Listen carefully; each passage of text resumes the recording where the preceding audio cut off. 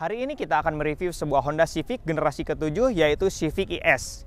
Terdiri dari varian VTI dan VTI S. Civic ini diproduksi tahun 2001 sampai dengan 2005, tapi dalam penjualannya mobil ini kurang laku di pasaran. Sebenarnya kenapa sih dan apa aja sih kelebihan dan kekurangannya, dan sebenarnya ini tuh Civic yang mana sih? Simak selengkapnya di video ini.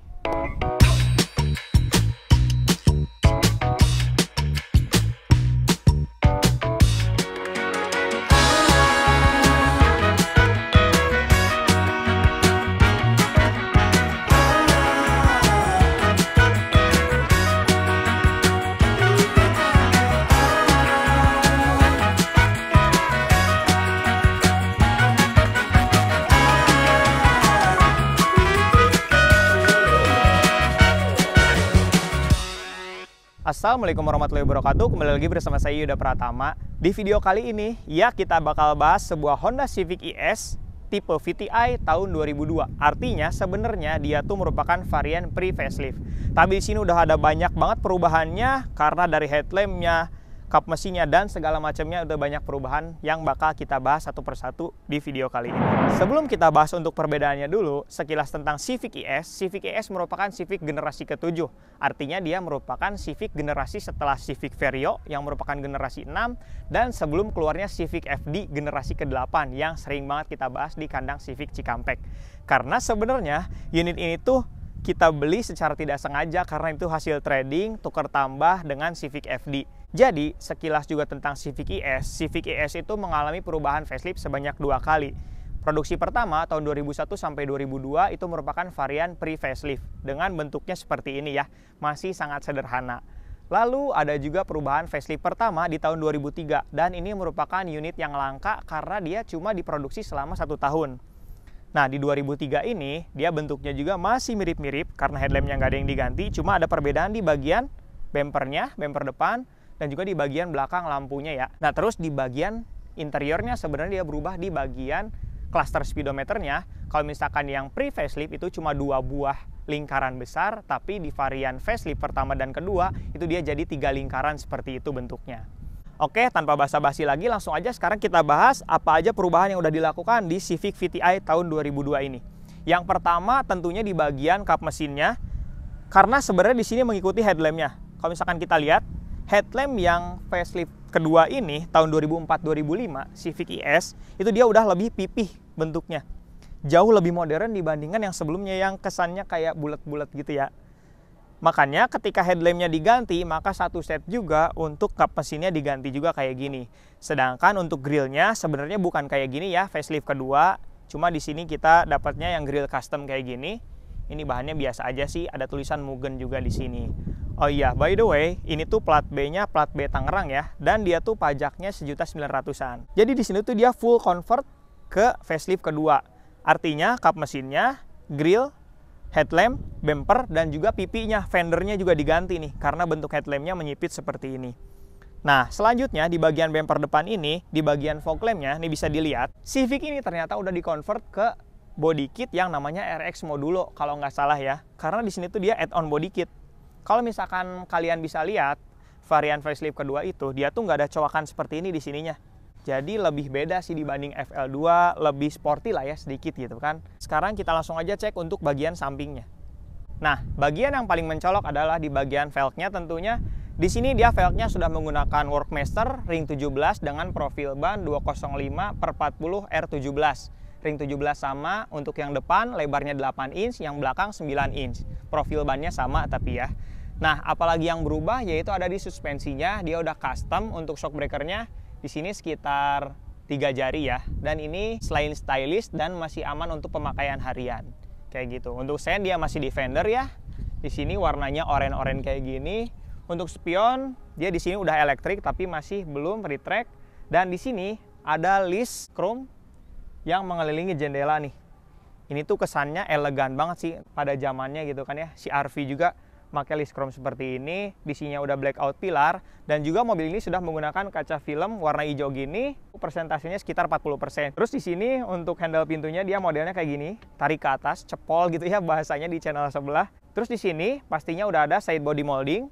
memanjang sebelah sini, dan juga yang paling penting adalah add-on body kit side skirt dari RX Modulo di bagian bawah sini, bisa kelihatan sepanjang ini. Oh iya, mobil ini juga dijual nih. Kalau berminat kontak aja di deskripsi di bawah. Nah, dan keempat ban ini sudah dilengkapi oleh rem cakram ya. Mantap untuk Civic seperti biasa. Oke, saya rasa cukup untuk bagian samping. Sekarang langsung aja kita bahas untuk bagian belakangnya. Di bagian belakang ini yang berubah adalah di bagian stop lampnya. Karena untuk varian pre-facelift tahun 2002 sama 2001 dia tuh masih Mica buram. Bentuknya seperti ini. Dan sedangkan untuk varian facelift pertama dan kedua dia bentuknya udah seperti ini. Sudah menjadi kristal multi reflektor, dan kalau misalkan dilihat detail lampu dalamnya, lampu stop lampnya, di sini ada lingkarannya seperti ini. Kayak gini, bulat-bulat ya gitu kan.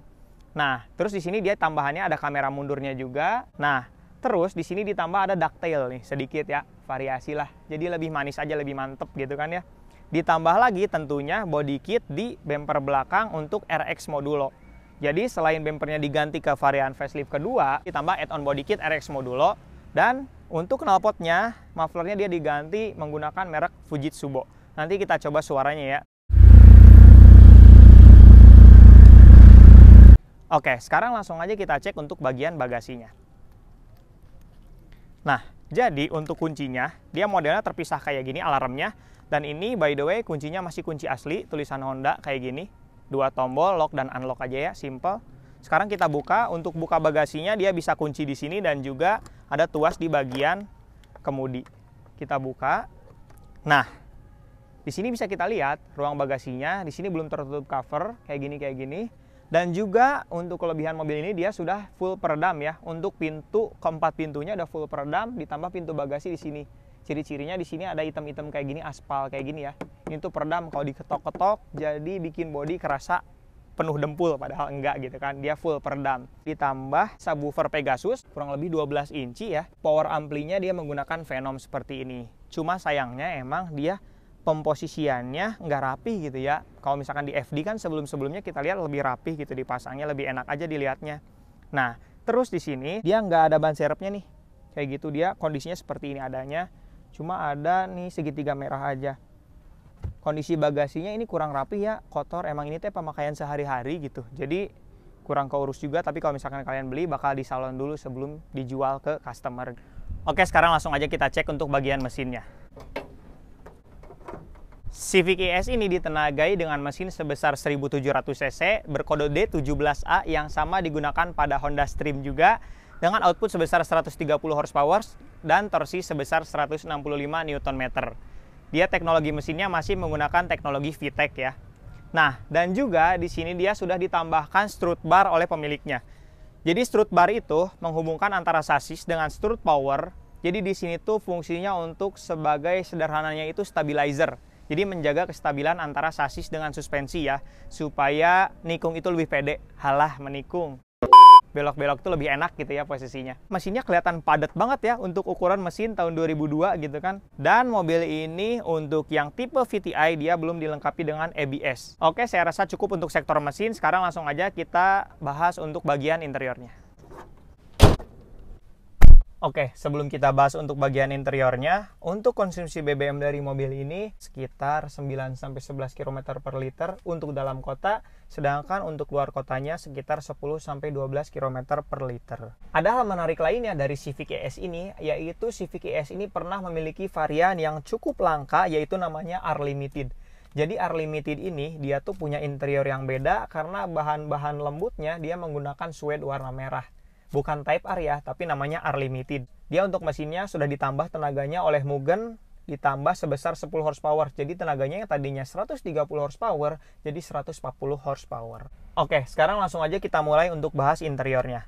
Nah, untuk interiornya ini, dia menggunakan warna beige seperti ini, mayoritasnya, dan juga coklat tua seperti ini. Untuk tipe VTI. Sedangkan untuk VTI S, dia full black dengan menggunakan jok kulit. Kalau di sini tuh aslinya joknya fabric ya. Cuma di sini udah di custom menggunakan jok MBTEC nih. Kulit sintetis ya seperti ini. Nah, untuk materialnya sendiri, dia di bagian atas sini hard plastik. Terus di bagian bawah sininya ada kulit gini nih. Tadinya aslinya sih pasti bahan fabric ya, bahan kain.